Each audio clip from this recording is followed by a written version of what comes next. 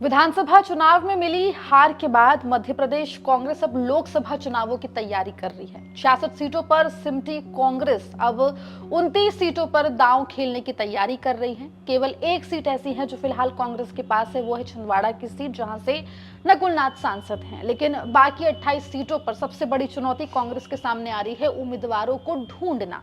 क्या कुछ चुनौती है कांग्रेस के सामने, क्या रणनीति कांग्रेस की है आने वाले लोकसभा चुनाव को लेकर, विस्तार से आपको इस रिपोर्ट में हम बताएंगे। नमस्कार, आप देख रहे हैं एमपी तक स्पेशल और मैं हूं आपके साथ आकांक्षा ठाकुर। देखिए, मध्य प्रदेश में विधानसभा चुनाव में कांग्रेस को करारी हार मिली। एक तरफ जहां कांग्रेस इस बात के आत्मविश्वास से भरी हुई थी कि कांग्रेस जो है पूर्ण बहुमत के साथ जीतेगी, वहीं 100 का आंकड़ा भी कांग्रेस नहीं छू पाई। 66 सीटों पर कांग्रेस से मट कर रह गई, जिसके बाद कांग्रेस में सर्जरी हुई और कमलनाथ को मध्य प्रदेश कांग्रेस के अध्यक्ष पद से हटाकर जीतू पटवारी को अध्यक्ष बना लिया गया। लेकिन अब एक और बड़ी चुनौती कांग्रेस के पास है, वो है लोकसभा चुनाव।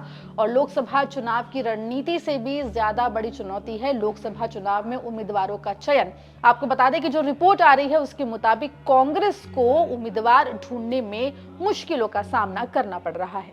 आपको बता दें कि एक तरफ जहां बीजेपी सरकार बनने के बाद लोकसभा चुनाव की तैयारियों में जुट गई है, वहीं कांग्रेस ने भी कमर कस ली है। मध्य प्रदेश कांग्रेस में लोकसभा चुनाव की तैयारियों को लेकर बैठकों का दौर शुरू हो गया है। मध्य प्रदेश कांग्रेस के नेता लोकसभा चुनाव के लिए रणनीति बना रहे हैं, रणनीति पर चर्चा कर रहे हैं। खासतौर पे नए पुराने नेताओं का बैलेंस बनाना सबसे बड़ा चुनौती के रूप में देखा जा रहा है। बता दें कि मध्य प्रदेश में कांग्रेस के लिए गुटबाजी सबसे बड़ी समस्या रही है।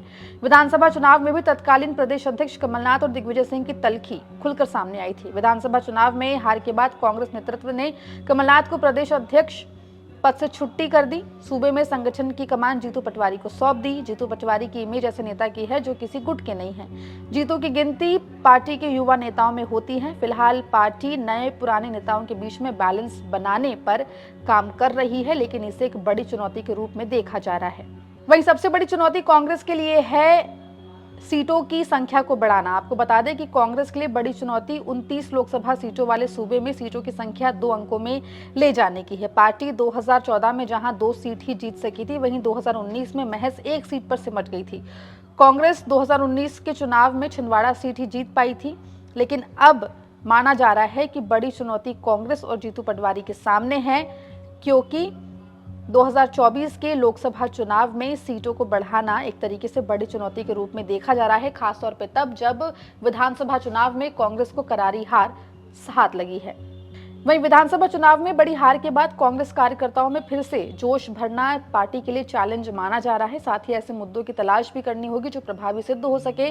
जिस तरह से पीएम मोदी का नाम आगे करके बीजेपी ने विधानसभा चुनाव में ऐतिहासिक जीत हासिल की है, ऐसे में कांग्रेस के लिए मुद्दों के साथ चुनावी मैदान में उतरना एक चुनौती के रूप में माना जा रहा है। वहीं आपको बता दें कि वोट शेयर के अंतर को पाटना भी एक बड़ा चुनौती के रूप में देखा जा रहा है। आपको बता दें कि 2019 के लोकसभा चुनाव की बात करें तो बीजेपी ने 58.5% वोट शेयर के साथ सूबे में 29 में से 28 सीटें जीती थी। वहीं कांग्रेस के पास महज 34.8% वोट शेयर ही आया था। ऐसे में कांग्रेस और बीजेपी के बीच में 24% वोट शेयर का अंतर माना जा रहा है। ऐसे में बड़ी चुनौती कहीं ना कहीं कांग्रेस के लिए लोकसभा चुनाव है। वहीं आपको बता दें कि कांग्रेस लगातार अलग अलग कमिटीज का गठन कर चुकी है और कर रही है, जो लोकसभा चुनाव की तैयारियों का जायजा लेंगे और साथ ही साथ हर प्रदेश में लोकसभा चुनाव कैसे हो, रणनीति क्या बने, इसको लेकर समीक्षा बैठक भी करेंगे। वहीं आपको बता दें कि जिस तरीके से बीजेपी ने फॉर्मूला अपनाया और अपने केंद्रीय मंत्रियों को विधानसभा चुनाव में उतारा, ऐसे ही कांग्रेस मध्य प्रदेश में कई विधायकों को भी लोकसभा चुनाव में उतार सकती है। वहीं आपको बता दें कि जीतू पटवारी, जो कि प्रदेश अध्यक्ष कांग्रेस के, उनको भी लोकसभा चुनाव लड़ाने की तैयारी में कांग्रेस लगी हुई है, ऐसी खबर सामने आ रही है। आखिर ये देखना होगा कि क्या जीतू पटवारी को कांग्रेस लोकसभा चुनाव में उतारेगी, और अगर उतारेगी तो कहां से उतारेगी, ये एक बड़ा सवाल है।